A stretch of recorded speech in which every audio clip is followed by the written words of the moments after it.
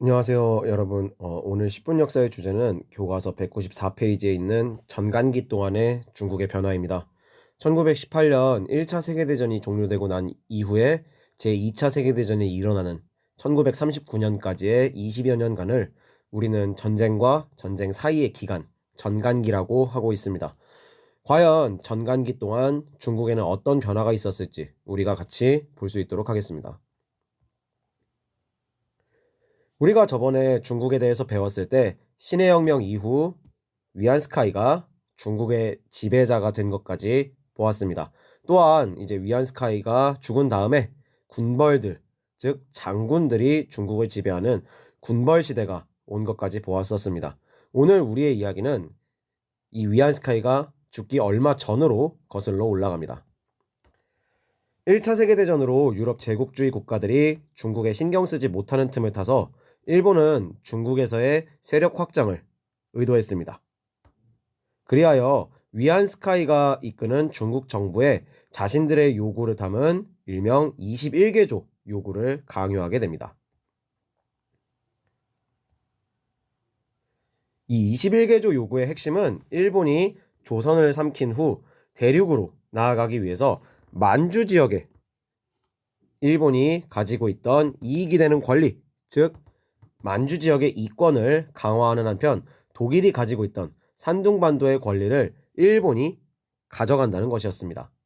당시 아직은 이제 제국주의 세력에 대항할 힘이 없다고 여긴 위안스카이 정부가 이 21개조 요구를 받아들이게 되면서 이것은 중국인들 사이에 큰 불만을 자아내게 됩니다.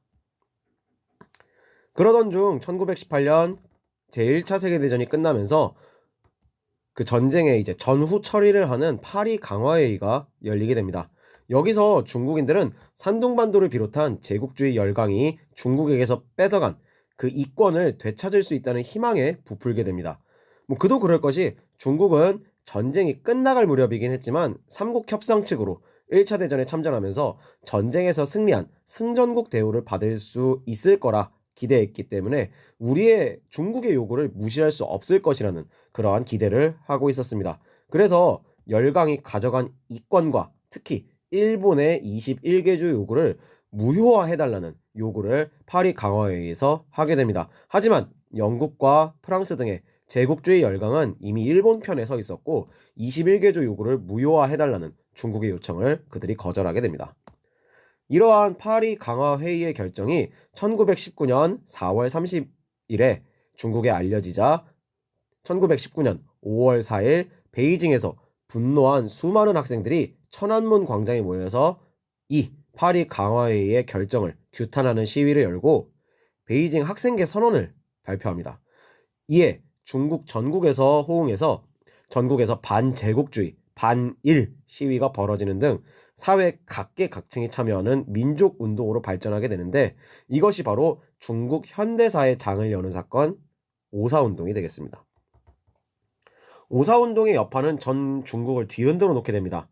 특히 군벌들 틈바구니 속에서 중화민국을 이끌고 있었던 순원은 오사운동을 통해서 그동안 무지하다고만 여겼던 중국 국민들의 힘을 깨닫게 되었고 그래서 새로운 중국을 만들기 위해 순원이 만들었었던 비밀 조직 중국 동맹회를 1919년 국민들도 참여할 수 있는 공개적 정당인 중국 국민당으로 개편하게 됩니다.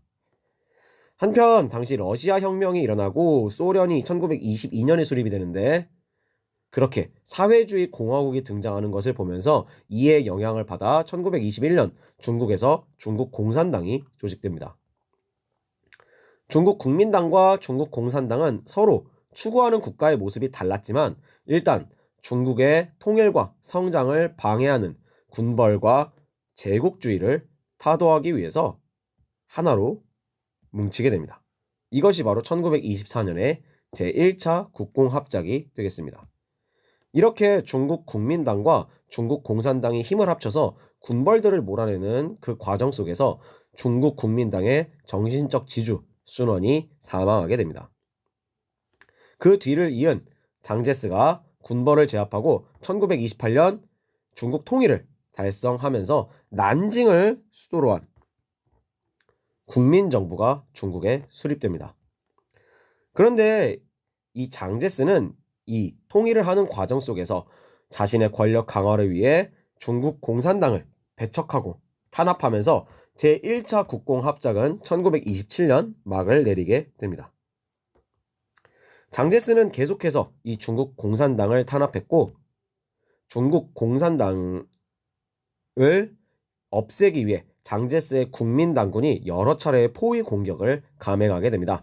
이 장제스의 국민당군에 의한 여러 차례의 포위 공격을 통해서 중국 공산당은 정말 망하기 직전에 큰 타격을 입게 됩니다. 이 포위망을 벗어나서 새로운 근거지를 세우기 위해 마오쩌둥이 이끄는 중국 공산당은 대장정이라는 거대한 여정을 시작합니다.